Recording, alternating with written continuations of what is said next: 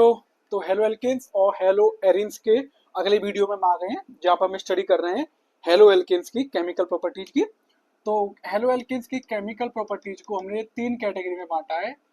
Chemical properties of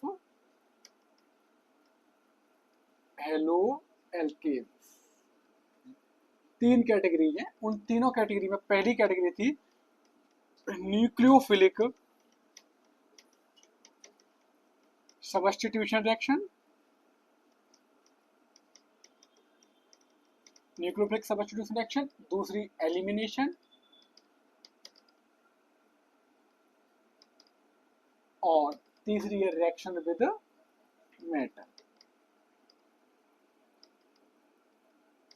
metals. Last video में हम nucleophilic substitution reaction कर चुके हैं, SN1 SN2 भी कर चुके हैं। आज के वीडियो में हम पढ़ने वाले हैं एलिमिनेशन रिएक्शन। आज की वीडियो में जानेंगे एलिमिनेशन। एलिमिनेशन मतलब एलिमिनेट होना, जिसमें क्या होता है कोई स्मॉल एटम हो या ग्रुप हो, उसको एलिमिनेटेड कर दिया जाए, उसको एलिमिनेट कर दिया जाए कंपाउंड से, उसे हम एलिमिनेशन रिएक्शन कहते हैं। ये रिएक्शन हम मोस्टली पढ़ते हैं सैचुरेटेड कंपाउंड को अनसैचुरेटेड कंपाउंड में कन्वर्ट करने के लिए। ठीक है, इसमें कैसे कन्वर्जन होता है? Saturated hydrocarbon to unsaturated hydrocarbon, इसमें हम कन्वर्ट करते हैं सैचुरेटेड हाइड्रोकार्बन को अनसैचुरेटेड हाइड्रोकार्बन में। एलिमिनेशन रिएक्शन होती है वो एंडोथर्मिक नेचर की होती है।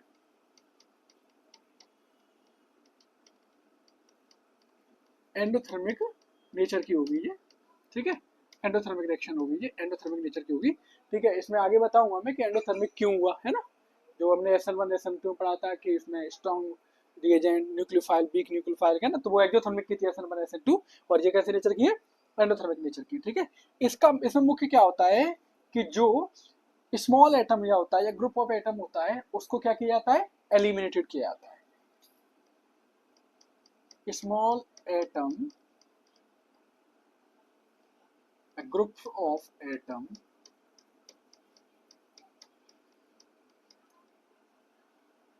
are is eliminated, उसको एलिमिनेटेड किया जाता है। ठीक है, तो ये देखते हैं कैसे किस तरीके से ये काम करता है। जैसे मान लीजिएगा सी एक्स अटैच्ड है और ये वाई अटैच्ड है, जिससे हेलोजन एटम लगा उसे हम अल्फा कार्बन मानेंगे। क्या कहेंगे? उसे हम अल्फा कार्बन कहेंगे। मान लीजिएगा कि हेलोजन एटम लगा है, तो इसे मैं अल्फा कार्बन मानूंगा, अल्फा हाइड्रोजन होगा, ये बीटा हाइड्रोजन होगा। ठीक है, ये अल्फा हाइड्रोजन होगा और ये बीटा हाइड्रोजन होगा। ठीक है, मानेंगे। इसको हम जब रिएजेंट की प्रेजेंस में कराएंगे, रिएजेंट की प्रेजेंस में कराएंगे, तो क्या होता है कि ये दोनों अलग हो जाएंगे, और जब ये दोनों अलग हुए तो देखो इसकी बैलेंसिंग गड़बड़ा गई। कार्बन के 4 खुद के 5 6 7 8 ऑक्टेट कंप्लीट है, लेकिन जब एक रह जाएगा तो कार्बन के पास कितने इलेक्ट्रॉन बचेंगे? 7। तो ऑक्टेट कंप्लीट करने के लिए ये कार्बन इस कार्बन के साथ डबल बॉन्ड शेयर करेगा। डबल बॉन्ड से शेयर करेगा तो ये होगा हमारा C डबल बॉन्ड C। तो ये कौन था? एल्केन था। ये क्या है? एल्कीन बन गया। ये एल्केन था और किसमें कन्वर्ट हो गया? एल्कीन बन गया। ये XY अलग हो गया, प्लस XY। ये रिएक्शन कहलाती है हमारी एलिमिनेशन रिएक्शन। तो ये रिएक्शन ये थी आपकी एलिमिनेशन रिएक्शन। अब देखो एलिमिनेशन रिएक्शन को कुछ इस तरीके से समझते हैं हम। ठीक है, देखिए एलिमिनेशन रिएक्शन को थोड़ा सा और जानते हैं किस तरीके से एक्ट करेगा जी एलिमिनेशन रिएक्शन। ठीक है, एक तो हम जान लेंगे जैसे पहला अल्फा बीटा एलिमिनेशन।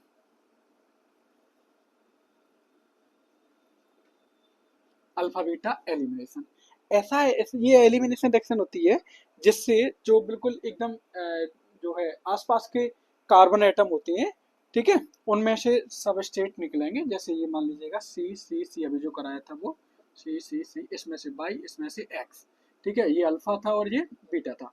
तो एक इस वाले कार्बन में से निकला, दूसरा इस वाले कार्बन, तो बिल्कुल अगल बगल वाले कार्बन से निकला है। ये अल्फा बीटा एलिमिनेशन कहलाएगा। क्या कहलाएगा? Alpha beta elimination. दूसरा हम जान लेते हैं अल्फा गामा एलिमिनेशन।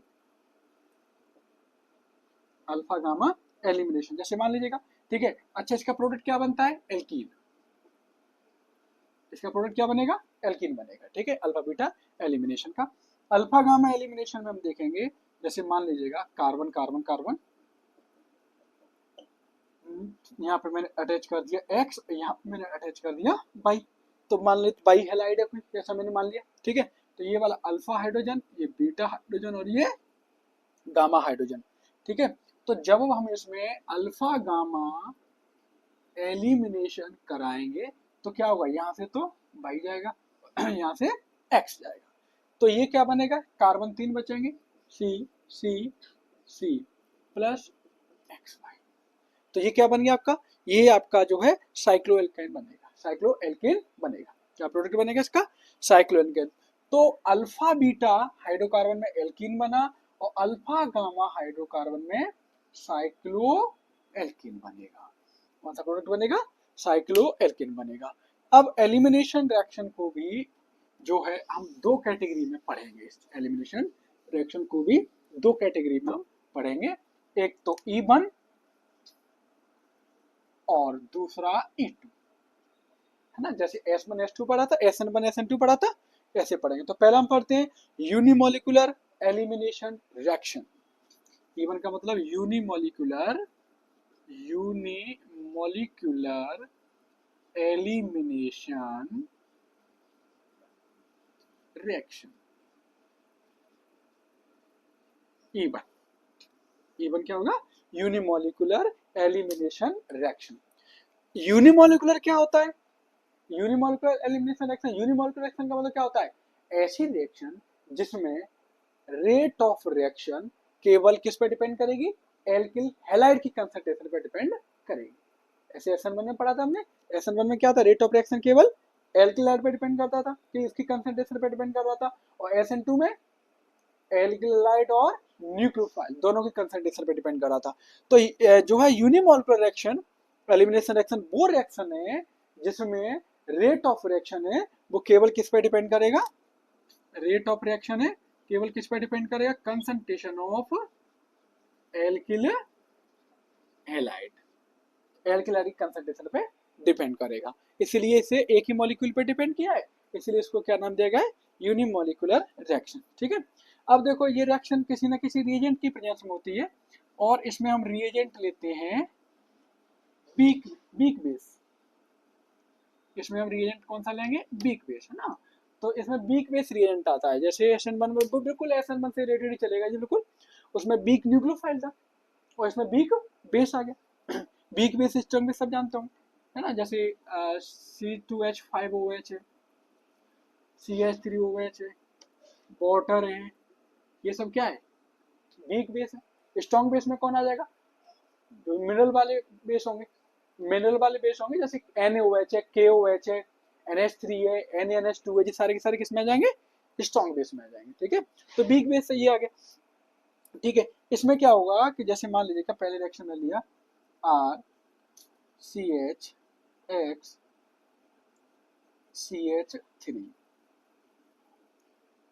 CH3, ठीक है। देखो, ये रिएक्शन होगी स्लो स्टेप में, ठीक। अब इसमें से क्या हुआ? इसमें से सबसे पहले इसको, हैलाइड है, ज्यादा इलेक्ट्रोनेगेटिव है, कार्बन से इलेक्ट्रॉन से खींच लिया, तो ये हैलाइड अपना अलग गया। तो ये हमारा बना RCH3, है ना। ये क्या बन गया? कार्बोकैटायन। क्या बन गया? कार्बोकैटायन। अब देखो, इसमें ये भी मालूम हो गया होगा आपको, कार्बोकैटायन किस पे डिपेंड करता है? स्टेबिलिटी पे, है ना। Rate of reaction, carbocation SN1 reaction हो या E1 रिएक्शन हो, कार्बोकैटायन की स्टेबिलिटी पर डिपेंड करेगा। और कार्बोकैटायन सबसे ज्यादा किस में स्टेबल होता है? 3 डिग्री में। तो ये बन गया आपका कार्बोकैटायन फॉर्मेशन स्टेप हो गया, है ना। यहाँ पे कार्बोकैटायन फॉर्मेशन,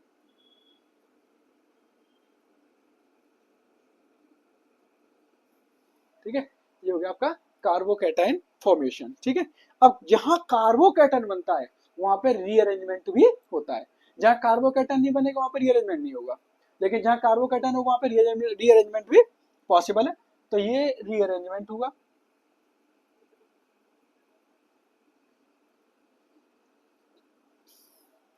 ये आपका रीअरेंजमेंट हुआ, कार्बोकैटायन में रीअरेंजमेंट हुआ। तो देखो क्या हो गया, रीअरेंजमेंट के बाद में देखेंगे इसे क्या बना जी, आर CH ठीक है, ये कार्बोकैटायन है, ठीक है, प्लस वाला है, इसको मैंने जो है अल्फा माना और इसको मैंने माना बीटा। अब इसको रिएक्ट करा दिया मैंने वीक बेस से, वीक बेस से, ठीक है, ठीक है, वीक बेस से इसको मैंने रिएक्ट करा दिया, वीक बेस से कराया, ठीक है। तो बीटा पर जो एच आयन है, ठीक है, उसको ये बीटा पर कौन है, एच एन डोमिनेट कहाँ पर है, बीटा पर है, एच एन डोमिनेट कहाँ पर है, बीटा पर है।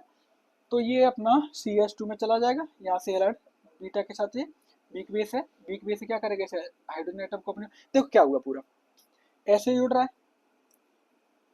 इस कार्बन पर इलेक्ट्रॉन की क्या है, कमी, तो इस कार्बन से जो इलेक्ट्रॉन है इसे कौन खींच लेगा, ये वाला कार्बन खींच लेगा, और जो वीक बेस है वो इस एच आयन को, भाई बेस पे क्या हुआ, वो एच आयन होगा, एच आयन को अपने रोटेट करने की टेंडेंसी किसमें होती है, बेस में, तो इस हाइड्रोजन आयन को कौन ले गया, बेस ले गया, और यहाँ पर एक जे पहुंच गया, तो यहाँ पे क्या बचा, CH2, यहाँ पे क्या बचा, CH, वैलेंसी पूरा करोगे तो क्या बचेगा, R CH double bond CH2, ठीक है। तो इस तरीके से एलिमिनेशन रिएक्शन पे जो है, एलिमिनेशन रिएक्शन में क्या बनेगा, एलिमिनेशन रिएक्शन में इस तरीके से हमें जो है एल्कीन प्राप्त होगा, एल्कीन हमारा जो प्रोडक्ट होगा क्या बनेगा, एल्कीन बनेगा, ठीक है। अच्छा, इसमें एक चीज और दिखाता हूँ आप लोगों को, देखो ये स्टेप में और ज्यादा एक्सप्लेन करता हूँ, ठीक है, अभी इसे फाइनल स्टेप नहीं करूंगा मैं, और अच्छे से एक्सप्लेन करता हूँ मैं, ठीक है। तो देखो हमारा रेजोनेटिंग स्ट्रक्चर था ना, यहाँ से आगे बढ़ाता हूँ मैं, RCH और ये CH2H, ठीक है। अब यहाँ पर मैंने क्या लिया था, वीक बेस, ठीक है, यहाँ पे क्या रहता, वीक बेस, बीटा वाला कार्बन एटम था, बीटा और ये अल्फा, ये एच एन डोमिनेंट है, ठीक है। अब हुआ क्या, इस वाले इलेक्ट्रॉन को ये वाला कार्बन ले गया, ठीक है, और ये वाला एच आइन था, ये बॉन्ड कौन ले गया, वीक बेस ले गया, वीक बेस ले गया, तो वीक बेस की रिएक्शन कराई हमने, और ये कब होगा, हाई टेम्परेचर पे होगा, ये मेन अंतर होता है, ये मेन डिफरेंस होता है वीक बेस, क्योंकि यही सेम रिएक्शन हमने SN1 पढ़ी थी, SN1 में भी एल्केन लाइफ था, आपने सेम रिएक्शन SN1 में किया था, फिर हम कैसे डिफरेंशिएट कर पाएंगे कि SN1 रिएक्शन हो रही है या E1 रिएक्शन हो रही है, तो यही रिएक्शन कैसे हो रही है, हाई टेम्परेचर पे हो रही है, हाई टेम्परेचर पर रिएक्शन हो रही है, तो हमारा क्या प्रोडक्ट बना, RCH double bond CH2।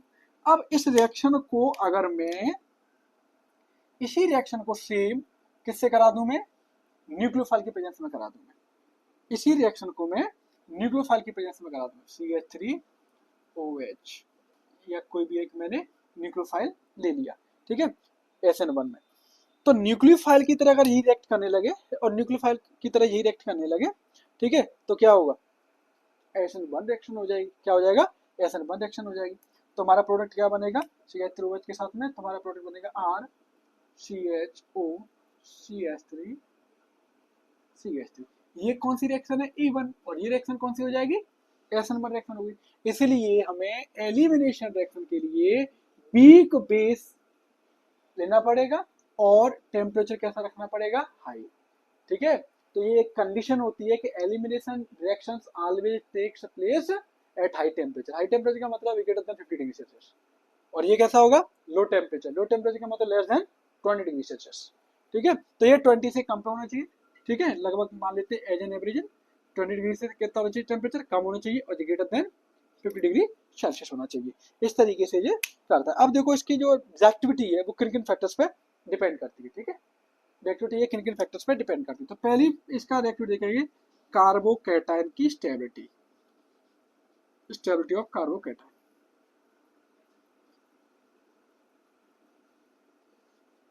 Carbocation stability, ठीक है, ये हम पढ़ चुके, कार्बोकैटायन की स्टेबिलिटी का जो ऑर्डर है वो क्या होता है, 3 degree, 2 degree, 1 degree, last video में देखा था ये, ठीक है। कार्बोकैटायन सबसे ज्यादा कौन सा होता है स्टेबल, 3 डिग्री, 2 डिग्री और 1 डिग्री स्टेबल होता है। ठीक है, तो इसका कार्बोकैटायन कुछ इस तरीके से बिहेव करता है, इसका कार्बोकैटायन कुछ इस तरीके से चलेगा।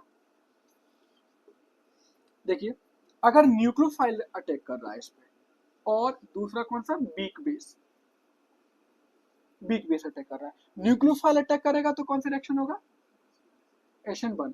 बेस अटैक करेगा तो कौन सा होगा, यूनिमोलिकुलर एलिमिनेशन रिएक्शन होगा। ठीक है, इसकी कंडीशन क्या थी, SN1 की टेम्परेचर कैसा होना चाहिए, लो टेम्परेचर, कैसा होना चाहिए, लो टेम्परेचर, और ये एक्सोथर्मिक नेचर की होगी, एक्सोथर्मिक नेचर होगी। ठीक है, एलिमिनेशन के लिए क्या कंडीशन है, टेम्परेचर कैसा होना चाहिए, हाई, हाई टेम्परेचर, और ये कैसे नेचर की होगी, एंडोथर्मिक नेचर की होगी, कैसे नेचर की होगी, एंडोथर्मिक नेचर की होगी। तो कार्बोकैटायन पर रेट ऑफ रिएक्शन है वो इस तरीके से वेरी करता है। अगला पॉइंट हम लेते हैं रेट ऑफ रिएक्शन के वेरिएबिलिटी का, कि जो है वीक बेस, बेस लेते हैं हम इसमें, तो कौन सा बेस लेते हैं, weak base.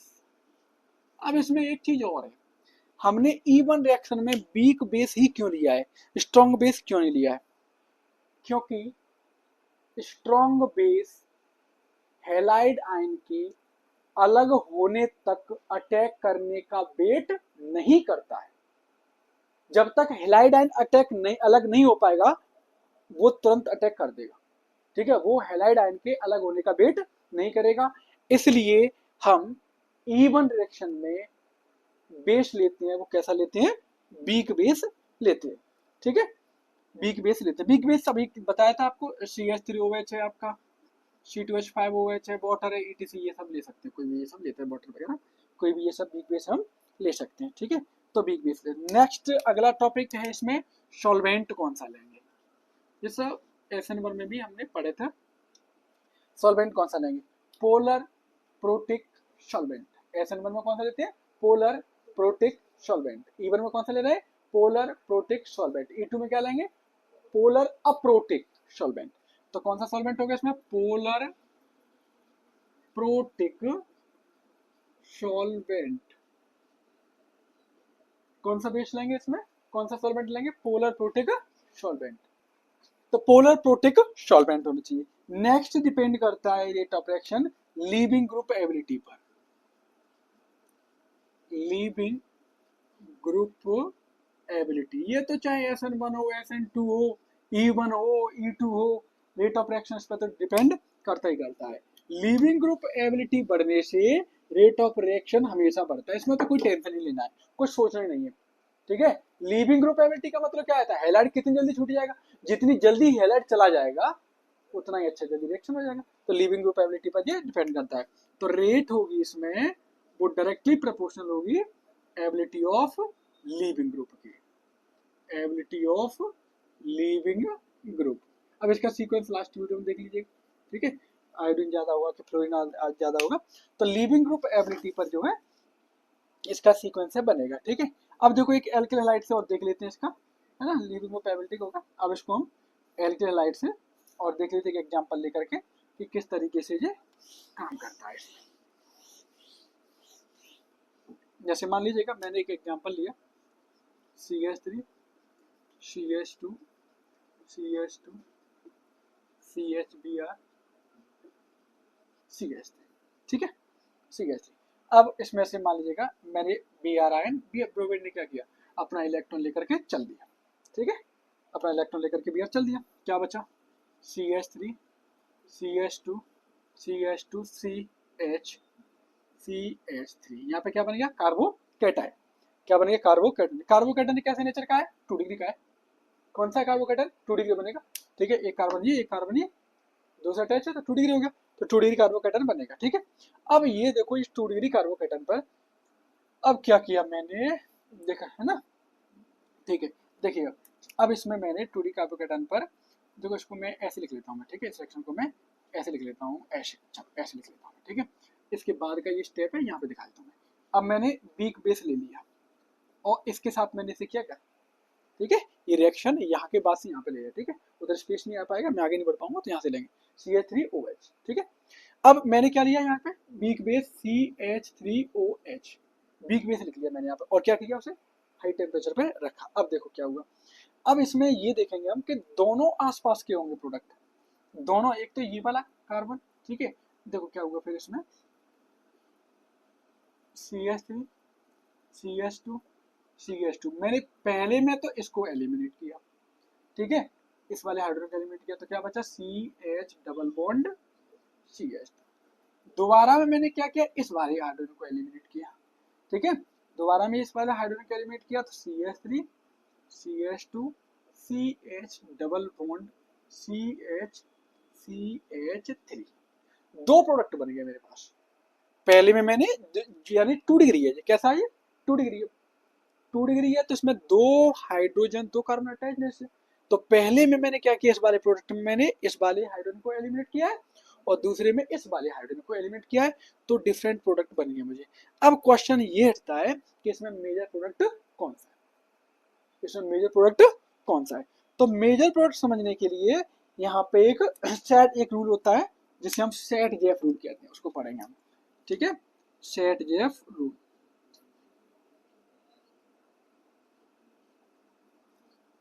Set Jeff rule, इसका दूसरा नाम है जो है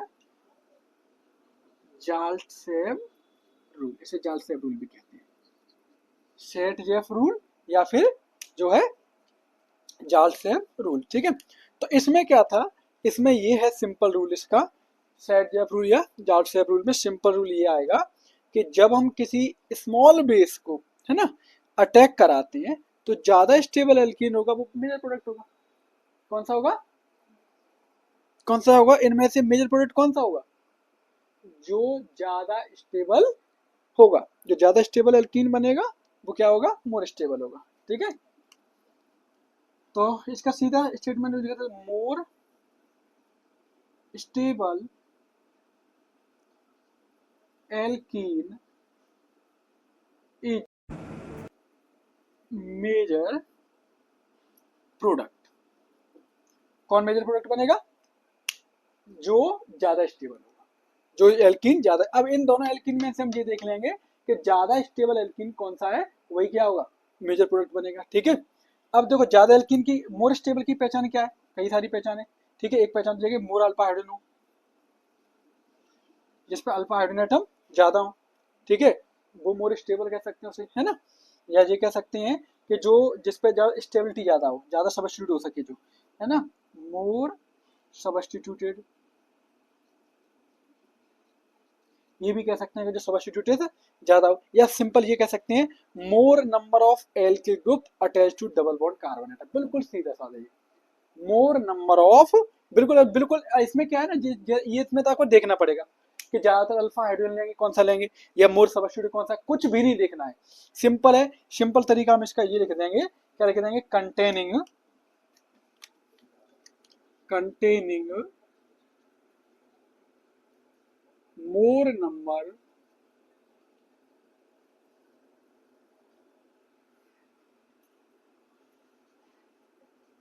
alkyl group attached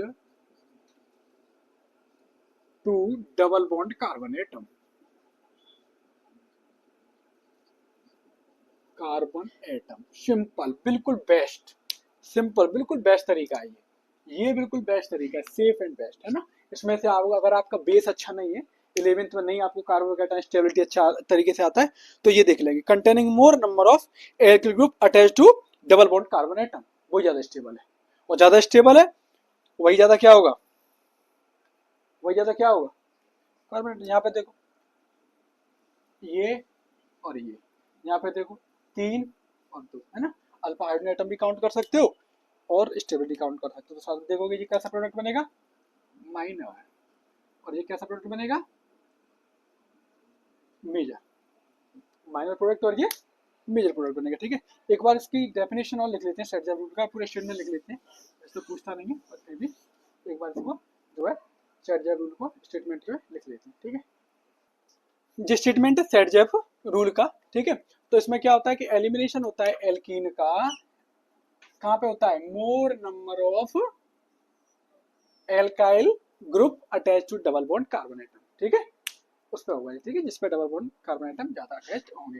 ये देख लीजिएगा, मोर स्टेबल एल्कीन होगा वो मेजर प्रोडक्ट बनेगा, मेन रूल ये है इसका, मोर स्टेबल एल्कीन होगा वो मेजर प्रोडक्ट बनेगा, ठीक है। तो ये आपका सैडजेप रूल है। सैडजेप रूल से आप ये पहचान लोगे कि जो है एल्कीन कौन सा है वो मेजर प्रोडक्ट में, कौन सा है वो माइनर प्रोडक्ट में बनेगा, ठीक है। इसमें एक चीज और होती है, सैडजेप रूल ये भी बताता है कि रिएक्टिविटी होती है, नंबर ऑफ सब्स्टिट्यूएंट्स के बढ़ने से रिएक्टिविटी बढ़ती है।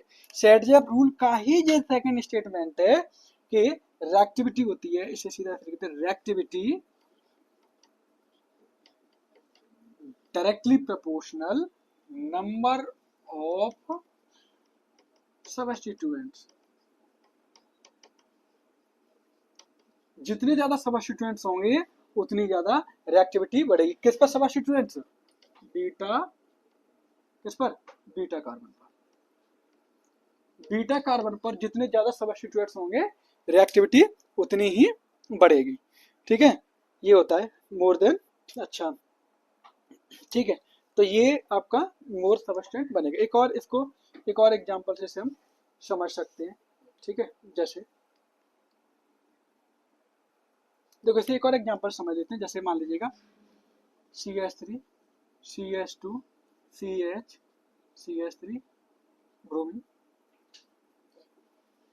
ब्रोमाइडन अपना निकल गया इलेक्ट्रॉन लेकर के, ठीक है। तो ये यहाँ पे क्या बन जाएगा? कार्बोकेटन बन जाएगा। ये बना हमारा CH3 CH2 CH3, ठीक है। सेम इसको रिएक्ट कराऊंगा मैं, किससे रिएक्ट कराऊंगा मैं इसे? वीक बेस से, CH3 से। कैसे? हाई टेम्परेचर पर। इसे वीक बेस से हाई टेम्परेचर पर रिएक्ट कराऊंगा। तो ठीक है, अब देखो इसमें देखो ये वाला जो कार्बोकैटायन है ये कैसा है? 2 डिग्री कार्बोकैटायन है।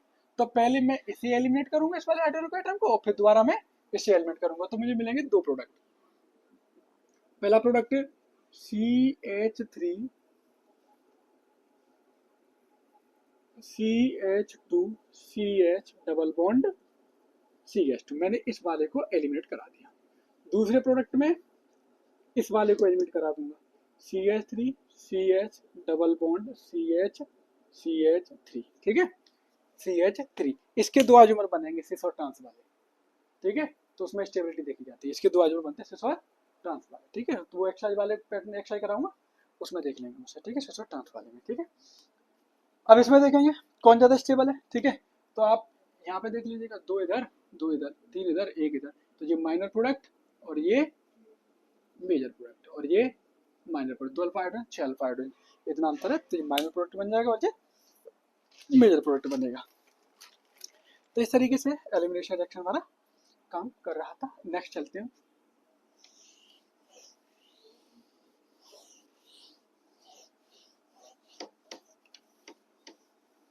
अगला चलते हैं हम बाइमोलिकुलर एलिमिनेशन रिएक्शन।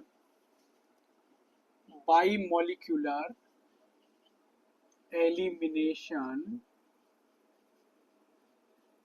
रिएक्शन, इसे हम कहेंगे E2, इसे हम कहेंगे E2 रिएक्शन, ठीक है। देखो ये कैसे चलता है बाइमोलिकुलर, ठीक है। अब देखो बाइमोलिकुलर एलिमिनेशन रिएक्शन का मतलब क्या हुआ? इसमें रेट ऑफ रिएक्शन है वो दोनों की कंसंट्रेशन पे डिपेंड करेगी, बेस की कंसंट्रेशन पर भी और एल्कलाइड पर भी। इसमें रेट है वो डिपेंड करेगी कंसंट्रेशन ऑफ एल्काइल हैलाइड और कंसंट्रेशन ऑफ बेस। कौन सा बेस होगा इसमें? स्ट्रॉन्ग बेस, ठीक है। जो हैलाइड के अलग होने का वेट नहीं करेगा, तुरंत अटैक करेगा, ठीक है। सेकेंड ऑर्डर रिएक्शन लग रहा है ये, ठीक है। तो देखिए इसमें क्या हुआ, RCH हैलाइड CH2H, ठीक है। जिससे हैलाइड जुड़ा होगा वो अल्फा कार्बन है और जिससे जुड़ा होगा वो बीटा होगा, ठीक है। मैंने लिया यहाँ पे स्ट्रॉन्ग बेस। एक चीज ध्यान रखना, ठीक है, E2 रिएक्शन में X और H दोनों एक साथ निकलते हैं, ठीक है। HN भी निकलेगा, X नेगेटिव भी, जनरली मैंने इसे लिख दिया HX, ठीक है, HX निकलेगा साथ, ठीक है। तो ये क्या बनेगा यहाँ पे? R H हट गया, X हट गया, एक एक बैलेंस इलेक्ट्रॉन कम हो गया, एक इलेक्ट्रॉन दोनों से क्या कम हो गया, डबल बॉन्ड का शेयर कर लेंगे, तो CH डबल बॉन्ड CH2, ये बन गया आपका CH डबल बॉन्ड CH। अब इसका मैकेनिज्म एक बार देखते हैं, ठीक है, मैकेनिज्म इसका देखते हैं क्या था, ठीक है। सेम वही मैकेनिज्म है SN2 जैसा ही, बस थोड़ा सा RCH double bond CH2H, strong base.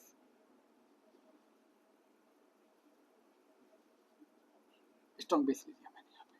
अब देखो यहाँ पे क्या हुआ, यहाँ पे क्या हुआ, ठीक है, यहाँ पे क्या हुआ, अल्फा ये वाला है और ये बीटा है, ठीक है, अल्फा ये वाला है और ये बीटा है। तो देखो ये स्ट्रॉन्ग बेस है ना, स्ट्रॉन्ग बेस है, ये इस हाइड्रोजन पे अटैक करेगा, ये अपना कार्बन से कौन इलेक्ट्रॉन ले लेगा, हेलाइड इलेक्ट्रॉन ले लेगा। तो हेलाइड कार्बन से इलेक्ट्रॉन ले लेगा तो हेलाइड अपना जाने की तैयारी करेगा, यानी यहाँ पे ये बॉन्ड क्या हो रहा होगा आपका, वीक हो रहा होगा। वीक हो रहा होगा तो यहाँ पे कौन सा चार्ज डेवलप हो रहा होगा कार्बन पर, पॉजिटिव कार्बोकैटायन बनाने की कोशिश कर रहा होगा, ठीक है, कोशिश कर रहा होगा। अब उसी टाइम पर ये है जी, इस हाइड्रोजन एटम पे कौन अटैक करेगा, स्ट्रॉन्ग बेस अटैक करेगा। देखिए क्या स्थिति बनेगी।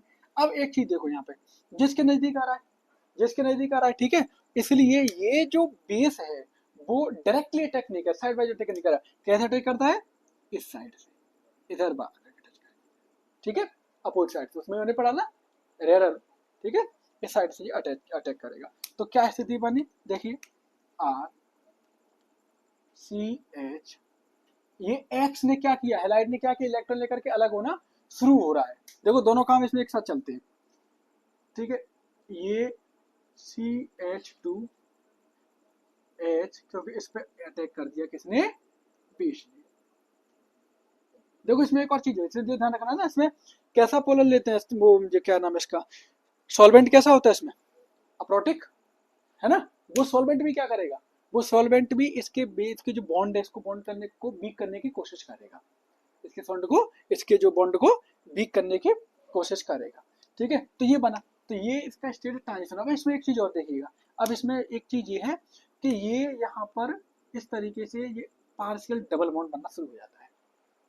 क्यों, ये X का अलग होना, हेलाइड का अलग होना शुरू हो गया, ये H यहाँ से अलग होना शुरू हो गया, एक ही साथ में काम हो रहा है ना, ये हेलाइड अलग टूटना शुरू हो गया, ये हाइड्रोजन एटम को बेस अपनी ओर खींचना शुरू कर गया, ठीक है। तो यहाँ पर इसकी बैलेंसी कंप्लीट नहीं हो रही होगी, ऑक्टेट कंप्लीट नहीं हो रहा होगा, तो यहाँ पर भी डबल बॉन्ड फॉर्मेशन शुरू हो जाएगा। इसका नेचर कैसा होगा, partially sp2, not sp2, partially sp2, क्योंकि sp2 बना नहीं है अभी, लेकिन बनने की तैयारी में है, पार्शियली sp2 हाइब्रिडाइज होगा, ठीक है।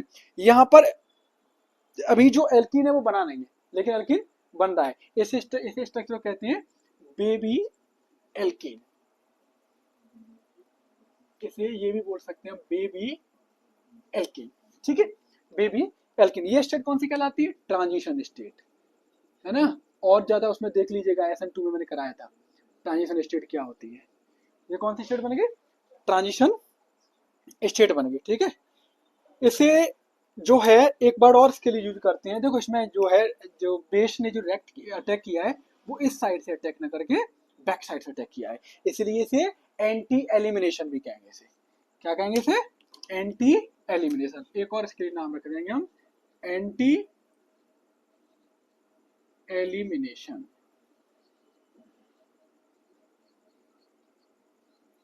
ठीक है, इसलिए इसका एक और नाम क्या रख देंगे, एंटी एलिमिनेशन।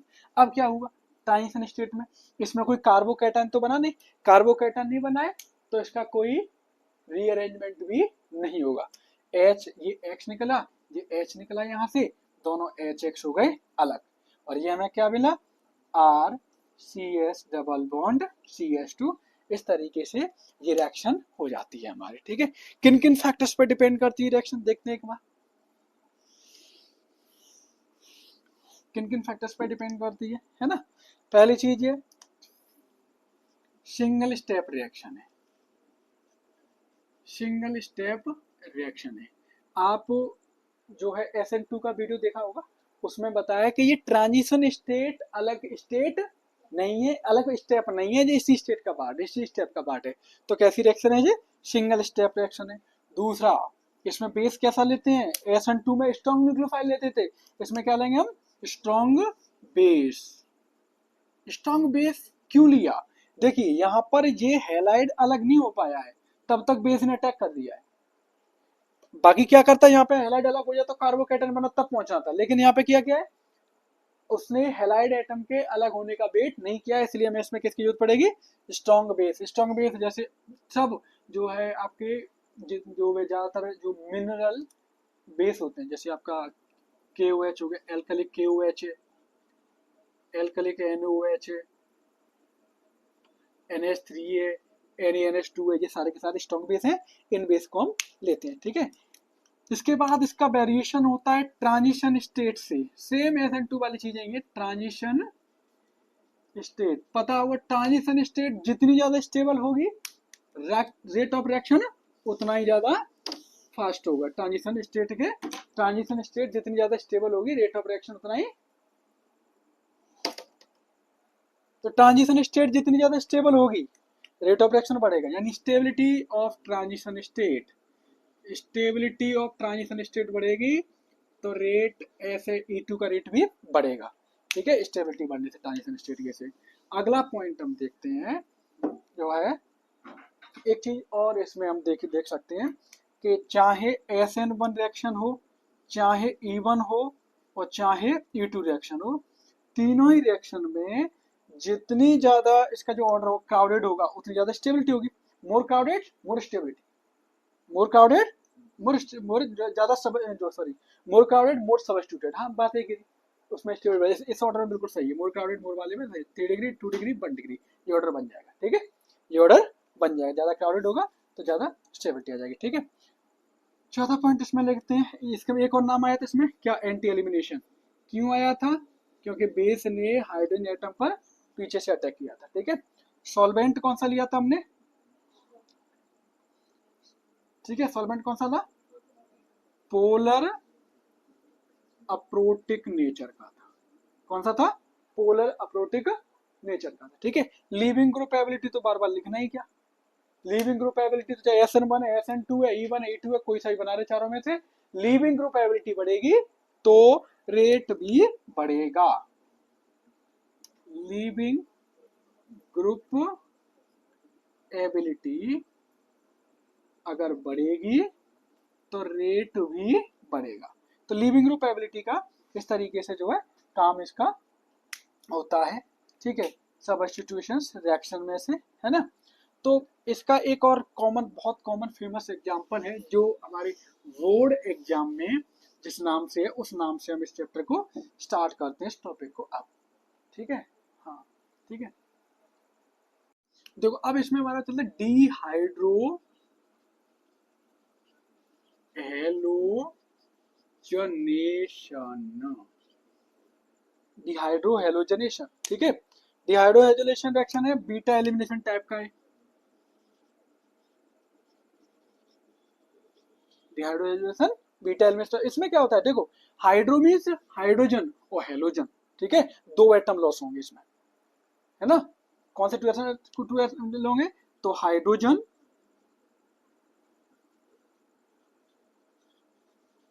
एंड हेलोजन, ये दोनों एटम लॉस्ट होंगे। हाइड्रोजन एटम भी हेलोजन के से 2 एडजेसेंट कार्बन एटम से, 2 एडजेसेंट कार्बन एटम से। नाम से पता चल रहा है हाइड्रोजन हट जाए और कौन हट जाए, हेलोजन हट जाए, किससे, लगातार जुड़े हुए कार्बन एटम हट जाए, ऐसी रिएक्शन क्या कहलाएगी, डिहाइड्रो हेलोजनेशन कहलाएगी। ठीक है, अब इसमें मोस्टली क्या होता है, हीटेड विद, अगर रिएक्शन देखेंगे तो हीटेड विद वही, या तो एल्कलिक NaOH से हीट कर दो, या भैया एल्कलिक KOH के साथ हीट कर दो। ठीक है, तो ये बन जाता है, जैसे मान लीजिएगा, इसलिए एल्कलिक KOH एल्कलिक NaOH ये क्या कहलाते हैं, डिहाइड्रो हेलोजनेटिंग एजेंट, है ना, जो ऐसा काम करते हैं, इसलिए डिहाइड्रो हेलोजनेटिंग एजेंट बोलते हैं ना। जैसे मान लीजिएगा मैंने रिएक्शन ले लिया CH3 CH2 Cl, KOH के साथ रिएक्ट करा दिया मैंने एल्कोहल की प्रेजेंस में, और इसे कर दिया मैंने हीट। ठीक है, देखो क्या बना, KCl एक तरफ चला गया, OH पहुंचा दीजिएगा इस पे, OH एक H यहाँ से हटेगा तो H2 पहुंच जाएगा। ठीक है, देखो रिएक्शन रटना तो बहुत आसान होता है, रिएक्शन अगर आपको याद करना है तो देखो इस तरीके से किया करो, metal non metal always react, है ना। अब यहाँ से एक H हटेगा तो H और OH मिलकर के H2, यहाँ पे क्या बचा, CH2 बैलेंस लगाओ तो क्या बन जाएगा, डबल बॉन्ड बन जाएगा। तो रिएक्शन होना तो बहुत आसान है, रटना तो बहुत आसान है, डबल बॉन्ड CH2 प्लस। ठीक है, प्लस KCl प्लस HOH मिले क्या बनेगा H2। लेकिन वो स्टेप नहीं है, ये इसमें क्या हुआ है, एल्कलिक के OH बताया था आपको, हीट किया है। अगर हीट ना करते, टेम्परेचर लो रखते तो कौन सी रिएक्शन होती है, बंडिग्री है ना, SN2 होती, कौन सी होती है SN2 होती है। जहाँ पे ये जो है एलिमिनेशन रिएक्शन हुई है, ठीक है, एलिमिनेशन रिएक्शन हो गया, ठीक है। तो ये ऑर्डर ऑफ रिएक्टिविटी है इसका,